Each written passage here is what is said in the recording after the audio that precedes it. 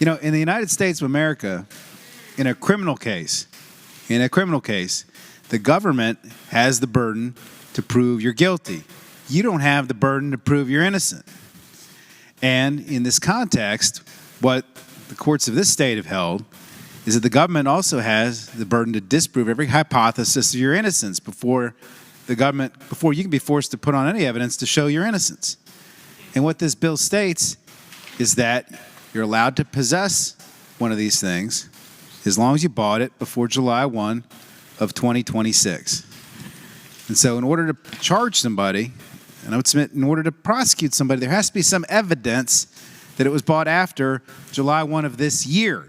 Just having it in your possession does not mean the government can charge you, because there's 300,000 of them that are out there that are legal. So it's not that simple. And if you all want to change the criminal system to put the burden of proof on the defendant, which is not the way it's ever worked in this country, I'd be surprised. But it sounds to me like that's the position that some people want to take when it comes to this bill, because they're not happy about it. For what purpose does the senator from Lynchburg rise? I see if the senator from Eastern Fairfax will yield for a question. Senator from Eastern Fairfax, do you yield? I'll yield. And that is... Senator has the floor. Thank you, Madam President. That's the whole issue with the statute. Under this statute as it exists today, what is guiding our law enforcement as to whether or not to investigate or charge an individual who has, they pull a vehicle over, the guy has an assault rifle in the vehicle, do they charge him right away? What is in here to tell them when to charge, not to charge, what to base it on? Senator from Eastern Fairfax. I'll yield. Madam President, I'd ask the gentleman to look at lines 37, subsection C, which has the criminal penalty, where it says, the provisions of this section shall not apply to any government officer, agent, or employee of the Armed Forces of the United States. Let's just start with that. So suppose you see somebody walking around in the United States Army uniform carrying an assault rifle, okay? Is it the other side's position that the police are going to see him with an assault rifle and say, well, you can't prove you're an Army officer. We're going to have to charge you, and then find out in court later whether or not, you're really in the Army or not. Of course not. That's not what's going to happen. The government has to look at all this and make sure that none of these things apply before anybody gets charged. There has to be probable cause to believe somebody bought the thing after July 1 of 2026 before anybody gets charged. That's how criminal prosecutions work. It's not just, I see a guy with a gun, I'm going to charge him, we'll figure it out later. That isn't how the system works. That's a great way for the police officers to get sued. Madam President, I would submit this, read the statute, read the exceptions. The government has to believe that those exceptions don't exist before you can be charged. So a couple of points I just want to counter really quick. First of all, I would just submit that if somebody encounters law enforcement in possession of one of these things, there's going to be an investigation. And my guess is if I was a police officer, one of the first questions I would ask is, when did you buy it? And if you say, well, I bought it yesterday, and it's after July 1 of 26, then they're going to get charged. If they're going to say, I bought it 3 years ago or whatever, they're not.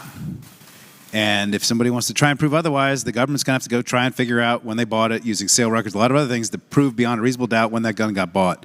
So I'd submit that, from my perspective, I don't see the risk as being as great as everybody else says it's going to be. Second thing I would say, with regard to the senator from Rockingham pointed out that 3 to 4% of all of America's 40 to 50,000 gun deaths a year. Just point that out, by the way. Just as many people are killed in this country with guns as there are in car accidents. 3 to 4% of them are with rifles. That's an accurate statistic. I Googled it and Gemini'd it and AI'd it myself. But I would note that assault rifles are involved in 33% of mass shootings. And it's the mass shootings that this country really stands out amongst the rest of the world. The rest of the world doesn't have this problem. But for some reason we do in America. And one of the reasons for that is because of the availability of weapons that make it really easy to not just hurt, but kill. Kill lots of people in mass quantities in small amounts of time. And I'm not an assault rifle owner.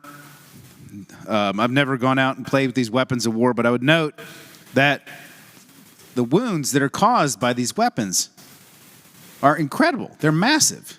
If you've ever read the descriptions of some of the mass shootings that have occurred at these schools and the holes that they leave in humans, that the bleeding out that it causes, which is what caused all these people to die, the data says that people are 0.72 times more likely to die, and that's not percent, I think it's 72% more likely, or actually there's 0.72 more percent people killed when they're shot by these, or I'm sorry, it's 72% more killed when they're shot with these things, I think it is, than with regular firearms. 25% of the active shooter, of the claims in the FBI's active shooter database are with assault weapons. They're not with, they're overrepresented. The reason we need to take action on these things is that because they are the weapon of choice for mass shooters. They're the weapon of choice for people that want to kill lots of people at once. There's reasons we ban other products. Like, why can't you buy grain alcohol in Virginia anymore? You know why? Because it's increasingly lethal. It causes a lot more people to die, to do bad things, to get hurt. And so we restrict their availability. These things are weapons of war. They don't belong in the hands of citizens. And we're taking a small step here today to stop the continued proliferation of these things. But if you already have one, it doesn't affect you, and it shouldn't bother you. I'd hope we could pass it. The question is, shall Senate Bill 749 pass? All in favor of that motion will record their votes aye. Those opposed, no. Are the senators ready to vote? Have all the senators voted? Do any senators desire to change their vote? The clerk will close the roll. Ayes 21, noes 19. Ayes 21, noes 19. Senate Bill 749 passes.